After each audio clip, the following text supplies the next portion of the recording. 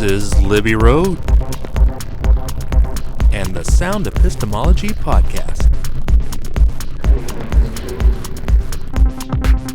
On this episode of the podcast, I have a one-on-one street epistemology conversation with Michael, an audience member in our clubhouse room in which Jenna Belk was our guest. Michael wants to examine 9/11 truthiness, and more specifically, his skepticism about a non-trained person's ability to fly a jumbo jet close to the ground and into the Pentagon. Now, this inquiry started during the open discussion portion of the room, and we had some extra information from Kelly, another audience member, which presented the opportunity to talk about focusing on Michael's epistemology and not on the truth of the claim. We'll begin with a bit of a pre-roll, which leads into the conversation with Michael using Street Epistemology, the conversation tool that explores someone's confidence in a belief. Let's crack on. Epistemology, and that epistemology being faith, and whether faith is a reliable epistemology or if faith is a reliable way to come to know things.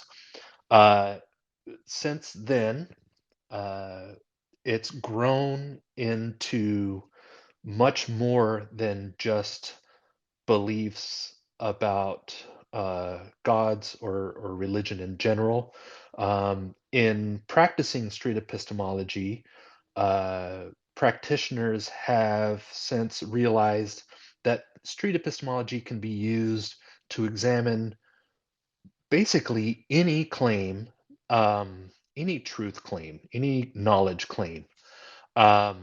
So, yes, it was born in that realm, but it's come a long way since then and is now being used to examine conclusions about vaccines, like we were just talking about. All kinds of interesting topics and claims. Um, so yeah, it's a wonderful approach anybody can use to examine basically any claim.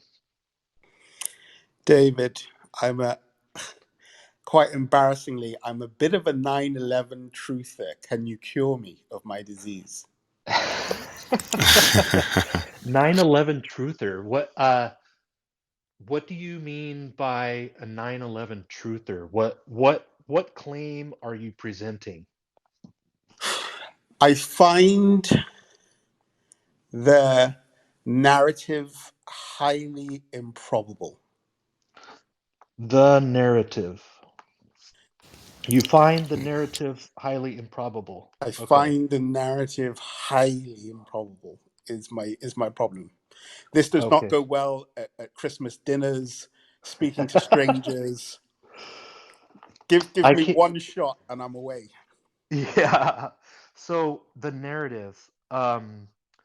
Typically in a street epistemology conversation, we like to make sure that everybody understands the terms that the interlocutor is using. So maybe you can help us out by telling us what you mean by the narrative. The official narrative. Okay. Maybe you can expand on that a little bit. So there is a narrative that 15 terrorists from a foreign country boarded 4 planes, put the planes into the buildings did what they did, and this ties into a broader motivation of international terrorists, etc. If that kind of, there's a lot more to it, but that narrative, if I'm lacking any detail. Sure, yeah, and I'll probably have you go into even more details so that we can just focus on one conclusion that you've come to. Out of the whole narrative, which conclusion from that narrative do you believe do you believe okay, so we've got the narrative, and you're saying that the narrative is probably false. What part of the narrative do you think is most false? What part of the narrative is most false? That's interesting. Yeah, we've got 15 terrorists boarded a plane, or four planes. We've got four planes, uh, and that they Okay, were put right. into the So buildings. if I'm honest, I don't know which part I think is most false. So I'm just going to start at the beginning, in which, for me, I'm so disinterested about the situation, but my brain is like, Mike, that doesn't make any sense. Right. And so whenever it comes up again, and now it's the 20th anniversary, I'm watching these documentaries back to back kind of on the BBC, and I'm thinking my brain is like, that makes no sense, you know? So let me start from the beginning, right? Sure. Right. So the first improbability, okay, Hmm. is that an untrained person flew a jumbo jet at 500 kilometers per hour, 6 meters from the ground, and landed it into the Pentagon. Okay. So my issue with that is that in my structure of existence and reality, how do you do difficult things successfully the first time? And then that makes me think. So yeah, so I don't believe. So my belief system is you don't do difficult things successfully the first time. So the only thing that would make me believe that less is to say, oh no, he did this on the simulator 5,000 times and he got an 80% score. And that's why he had the confidence to be the person that did it. So I can't see the motivation for the pilot of when they were having the planning meeting to say, okay, so who's going to fly the jet into the building? Why would he say me? Why would anybody in the descriptions of what they've given feel that they were qualified for that job? Gotcha. Okay. So if I'm understanding right, uh, you're basically saying that you do not believe that an untrained person flew a jumbo jet into the Pentagon. Is that right? Correct. Okay. So instead of, I think it would be better, instead of examining what you don't think happened, maybe you can tell us what you do believe about it. What do you think happened instead of that? If I'm being honest, I don't know. I don't have a strong positive belief to say Okay. this is what I think happened. This is who I think did it. I don't. I'm just looking at the pieces, right? And so I spend a lot of time, let's say, working in like sports betting, right? And Uh-huh. obviously, when something, I don't know if you know anything about English football, but let's say Leicester City won the league one time, right? Which was a 1 in 1,000 chance, okay? And now when I hear the official narrative, there are so many 1 in 500 chances all happening at the same time. My brain is exploding. Uh-huh. Okay, And gotcha. so yeah, so I don't have a strong what's it called to say that this happened, and I don't even think that any one of the elements is impossible. I just Hmm. think the combination of them is improbable. On the same, what's happening is that on the same day, you also, those same people that flew a plane, that flew the plane, which was really difficult, right? Hmm. Also know something about human behavioral psychology, that they were also confident enough that they could take over a plane with a knife. And I'm thinking, okay, look, that could happen.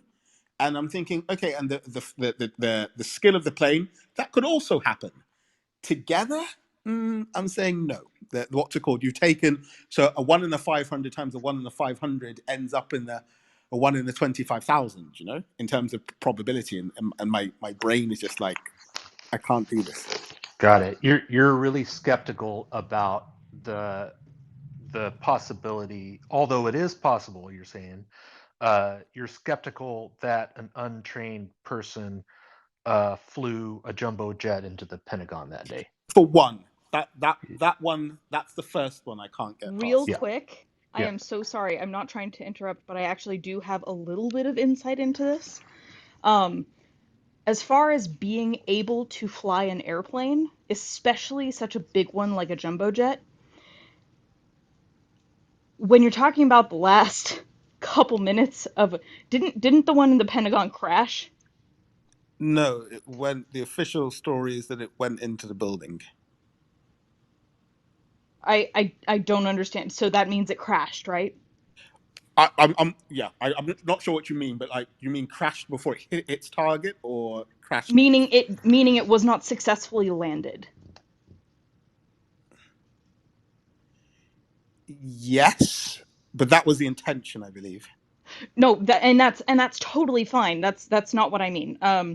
So if you think about it this way, sitting there and flying a plane isn't necessarily that difficult, mechanically. As far as sitting there and like these days, planes do a lot of the work. So really, all you're doing is monitoring things. Um, I I'm not a 9/11 truther, so I haven't looked into like were they in communication with the FAA? Were they there's a very high likelihood that if they were, that someone was sitting there talking them through it, because that's actually kind of what they're trained to do as far as the people on the other end, not the people on the plane. So if they were in contact with someone um, on the ground. The person on the ground was, I mean, have you seen the movie Airplane? Like, there is someone trained to talk you through doing the stuff that needs to be done.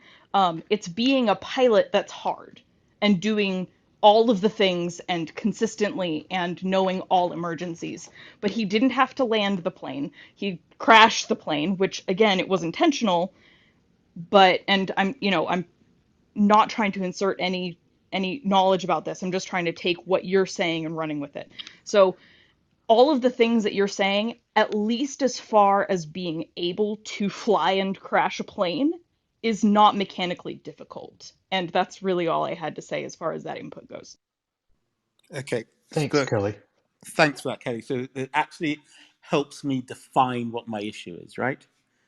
So the official narrative with what Kelly was saying, it probably wouldn't even have triggered in my mind at all, right? So the official narrative is that the plane was flown for about 200 meters at ground level, right, before it hit the building. Okay, so it's not we just randomly took a position on the Pentagon and rammed it into there, right? That bit of flying a plane at that close to the ground over a period of time with any degree of confidence is the particular skill that I have a problem with. So for me, in my mind, that's the equivalent of somebody who can't shoot a hoop, and on their first time, they manage to get the ball in the hoop because the margin of error on both sides is actually quite low. So the issue for me is the margin of error with flying a plane at that low, that you think whether being spoken to by an expert on the ground or not is the issue. I know that there's only, if I was being spoken to by any expert in regards to how low I would take a jumbo jet, I know that 7 meters wouldn't do it for me. And that's Before we totally. continue, I want to I'm ask so David sorry. and Early if we want to shift the structure of the room to a one-on-one style stage so that we can examine the belief. David, Early? Yeah, I'm fine with that. I think yeah, so back to I really appreciate all of what Kelly you're saying. I appreciate the input that you're giving us. I would probably, if we're doing a street epistemology investigation about this belief. I normally focus on the epistemology part. We're not necessarily trying to figure out if the claim is true or not true. We're focusing on how sufficient the reasons are that that Michael has for either holding a belief or being skeptical about the belief.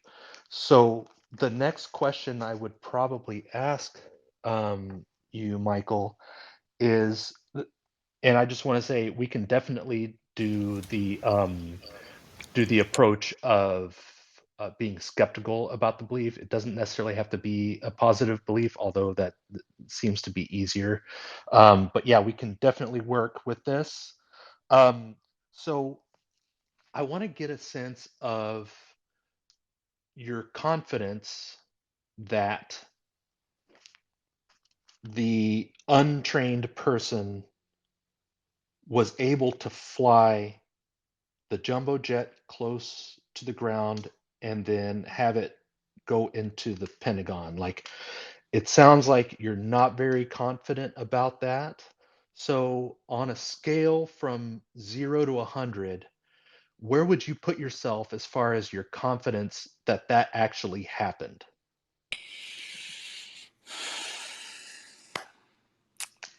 That is a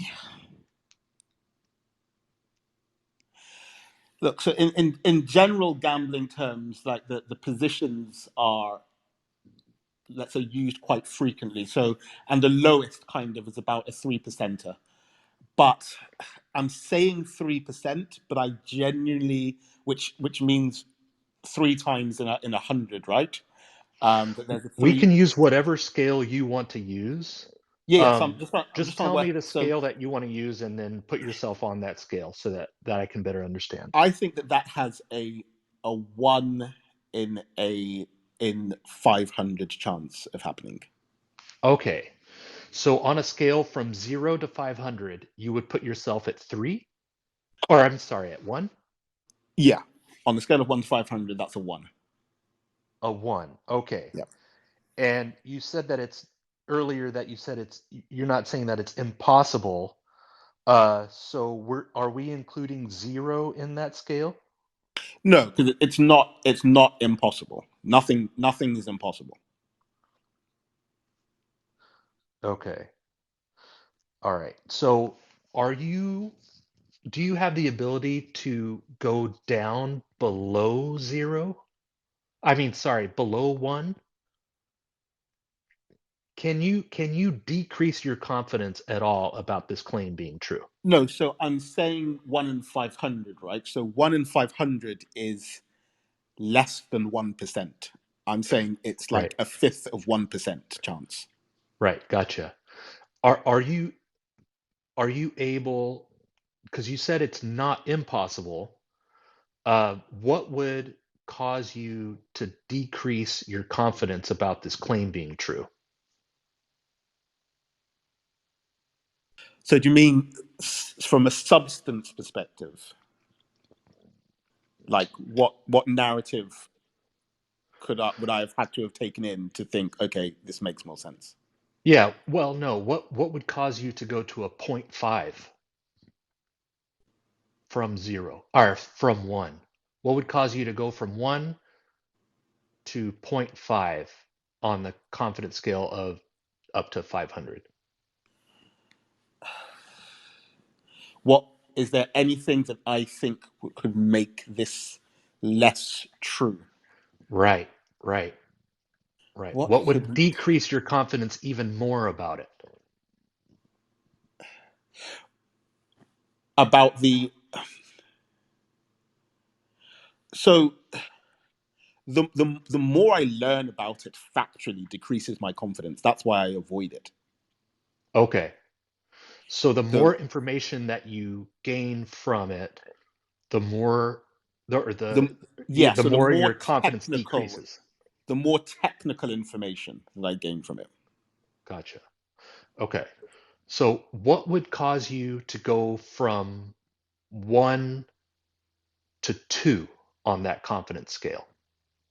Is there any information that you could learn that would cause you to go from 1 to 2? So that would be a slight increase in confidence that There that is, somebody. yes, and it could even get me from one to possibly 80% pro. You know, Okay, tell us about that. What so would if cause you to if go to 80? right, if you said to me something like, okay, these planes have an inbuilt what's it called? What do you call it? So it's the same way, you know, like with like parking detectors, that you get the certain distance and it will override your decision, right? So if you're saying to me that these planes have an inbuilt um, sensor that, so they won't go further than a certain level, and you could set that kind of, you know, you could preset it that it won't go further than lower than, let's say, 7 meters. So then that would make sense. So if you found out that there was a specific technology that would allow this to happen, that would increase your confidence that this claim is true? Yeah, Slightly? Okay. Okay. significantly, not even slightly. Gotcha. Yeah, from 1 to 80 on a scale from 1 to 500. Yeah. Yeah. Okay. So from All from right. from from a fifth of 1% to negative to 80% positive. Okay. So what is the main reason that you are so skeptical about this being true? If you had to choose one reason, what would be the main reason why you're skeptical to a confidence level of 1 out of 500 that this actually happened? What's the What's the reason that holds the most weight in your skepticism, I guess? um what's the reason that holds the most weight in the skepticism? Right. The reason that holds, so in regards to the all right. So one of the things is that they gave their experience, they shared the experience level of the pilot. Okay. So because they seem to have the same level of experience as a regular pilot, No. th- They shared what that pilot's experience level was. okay. So he's done 15 hours on a flight simulator. Okay. I see. So based on the experience that he got on the simulator, that's the main reason that's causing you to be so skeptical? Yeah, Okay. Why is that a good reason? because that the amount of hours that he has infers near total incompetence. Okay. Um, how much does that one reason have an effect on your confidence level? A lot, because that's my main premise. My main Hmm. premise is that you're saying that this incompetent person delivered a superstar move under pressure in real time successfully, and others did the same thing on the same day. Okay. Is this a claim that we can test somehow?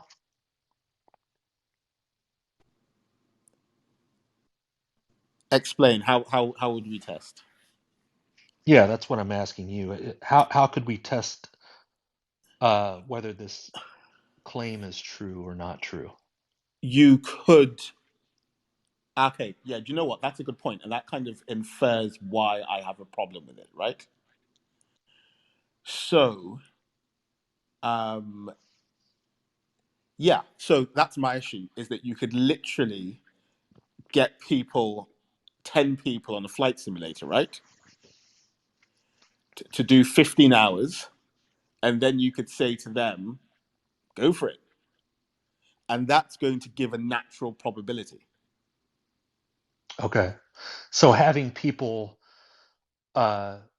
use the flight simulator um, and have similar results, that would be a sufficient test for you um, that could show whether this claim is true. Yes. Okay. Okay. Is there a way to falsify this claim? Is there a way to have like a marker that would tell us that this claim is false? So I could find the data. Because it's a terrorist attack, you're not going to be able to get the data to say what's it called. This is the it's not designed for that situation, right? Mm-hmm. But what it is designed for is you would be able to get something close. Do you Okay. get what I'm saying? Yeah, I think so. So It if you may let not be a perfect test, but it would be yeah a test that is sufficient that could cause you to raise or lower your confidence one way or the other. yeah. So let's say if you use the Twin Towers as an example, or no, you don't even need to use the Twin Towers, right? You need to use if you could use the Pentagon, right? And Mm-hmm. and turning it into the language of a flight simulator, all the Pentagon really is a target, and there is like a one of those on the flight simulators. They have like these circle targets which you're supposed to go through, right, Mm-hmm. to show that you're on track. Okay, and so going through that is basically is a target that is nearly on the floor, right? Okay. And it's saying that you've gone from 20,000 feet to this target on the floor with what's called maintaining that closeness to the floor for a certain amount of time or a distance, right? So you could replicate that by putting that target in the flight simulator. So and that would be the closest you could get to try to verify whether or not this can be done or to what level it can be done. Gotcha. So it's all about the flight simulator and its capability of replicating the situation, possibly. Yeah. Okay. Yeah. Um, if you found out that your conclusion about it is not correct, so let's say if somehow, and this is hypothetically speaking, if you found out that it actually happened the way the narrative says it did, what would that mean for you? How would that change your life or your behavior, your day-to-day behavior? When you say if it's said, so what would said mean? Do you know? Yeah, so we're still focusing on an untrained person was able to fly the jumbo jet close to the ground and into the Pentagon. If that was actually true, if you found out somehow that that actually was true, how would that affect your life? I would it would change my model of probability, you know. But I think that I don't know that somebody saying it makes any difference. It's more the information that I that somebody shares with me that changes my perspective, that makes me think that this is something that's now probable. So Yeah, it's a narrative that increases the probability.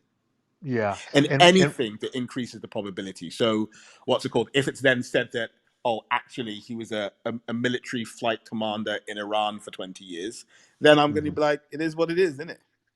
Yeah.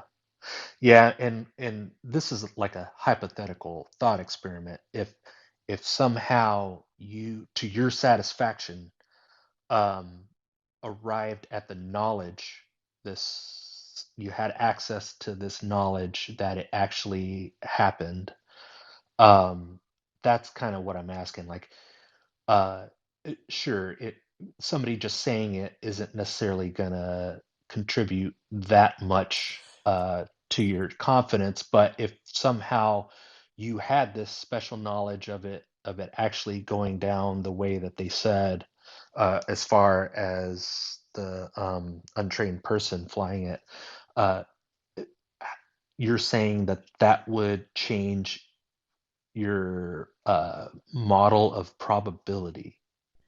Yeah. And Is that so correct? you're saying that, look, so the thought experiment is, let's just say it is what it is, right? And it is fact, right? Uh-huh. Right. Then yes, I would have to change my model of probability, and my confidence would increase in my ability to be able to fly a plane or a jumbo jet. Do you know what I'm saying? So how does that, how does your changing your model of probability, how would, do you have a specific example of how that would change your your everyday life?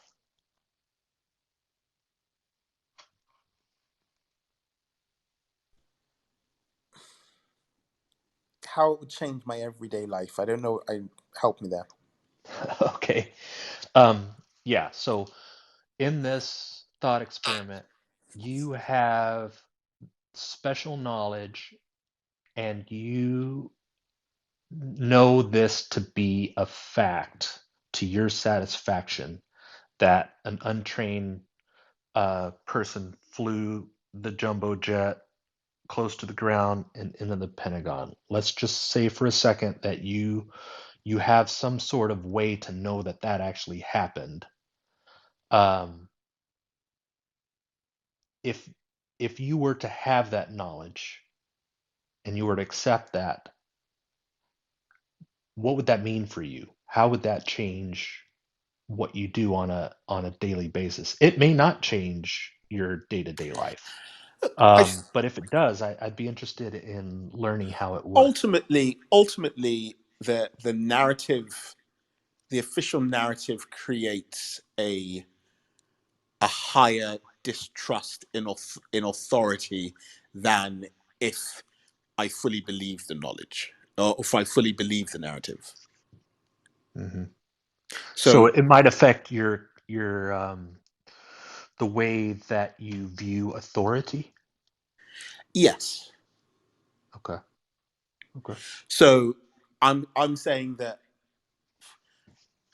everyone has a degree. It takes everything that we get a lot of messages from authority, and most of them we just take blindly and say crack on, which is probably the easiest option.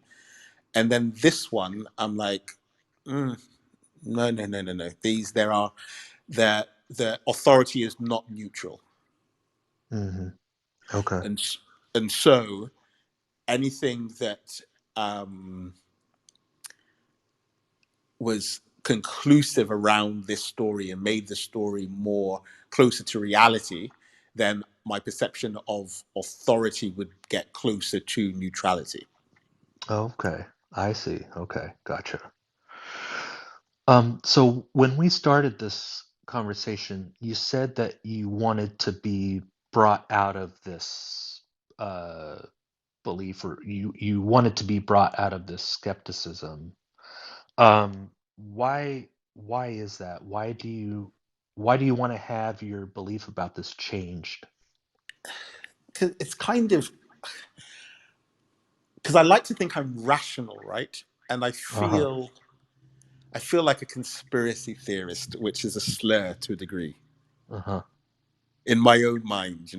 And so when people are like, "Oh yeah, and conspiracy theorists," and I'm like, are they pointing at? Is he talking to me? Gotcha. You don't want to seem like some kind of radical conspiracy theorist. Yeah, not totally. Like I'm happy. I'm happy to have.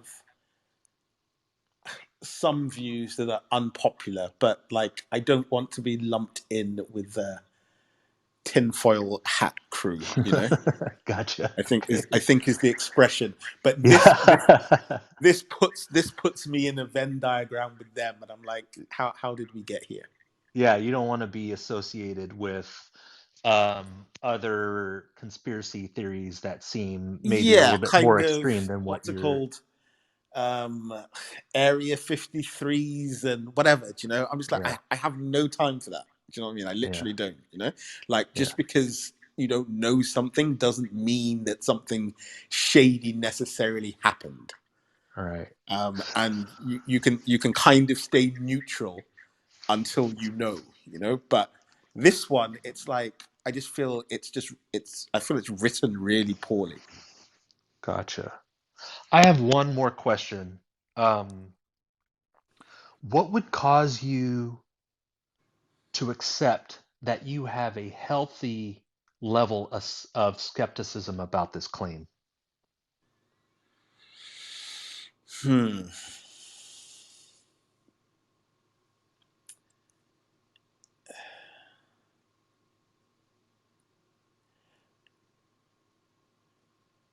If more again, it's the statistical thing again. So I think maybe it's because I'm a loudmouth, right? I think that maybe if more people were like said what their perspective was on it, or aired a view that wasn't, I think people are less likely to say it if it doesn't go with the narrative. But if more people said it, then maybe I would not feel so crazy or Okay. isolated. So if for instance, let's say Christmas as an example, like if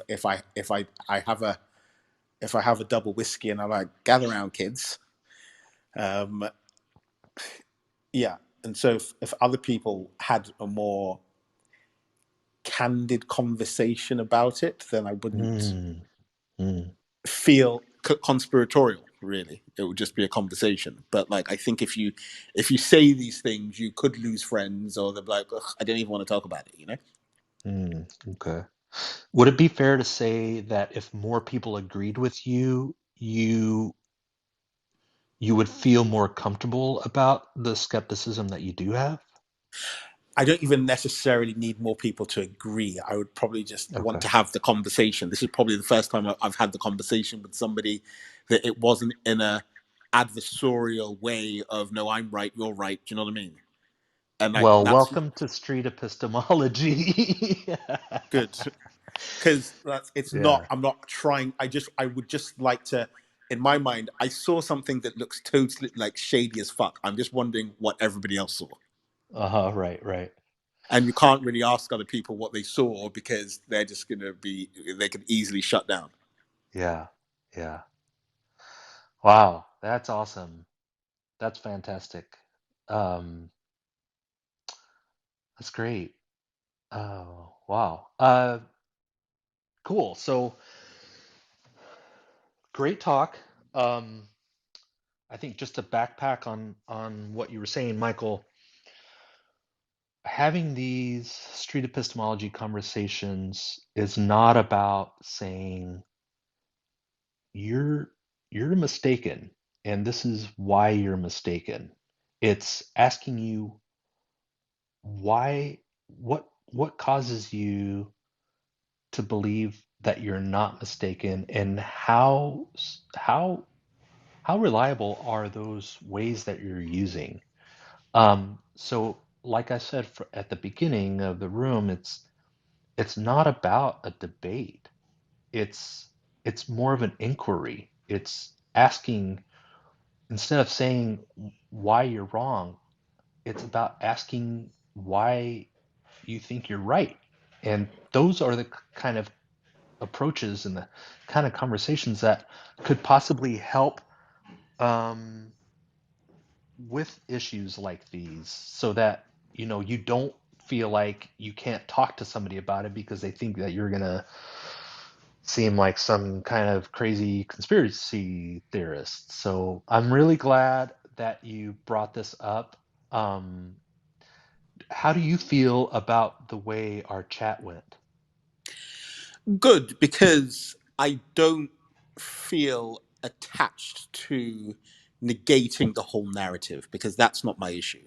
It Mm-hmm. actually, my issue is just some small specific parts of the narrative in which I'm not holding on to. So Mm-hmm. if somebody gave me the data to say, look, most people who are doing jumbo jet training, etc., have a 70% what's it called accuracy rate during training, I would let go of different parts of the belief based on those smaller elements. So I feel that I'm not a 9/11 truther. Actually, it's just I question the probabilities of specific elements, and so I don't have to expand it to the whole narrative, basically.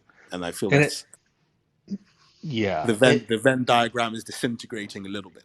and it sounds like you're leaving the possibility open to being mistaken about your conclusion, right? That's kind of what 100%, I'm 100%. getting. Yeah, yeah. Okay. Yeah, cool. Awesome. All right. That was great. Yeah, let's open it up and see if anybody wants to comment about that. And there you have it. If you enjoyed this conversation, consider joining us on Clubhouse Saturday afternoons, US.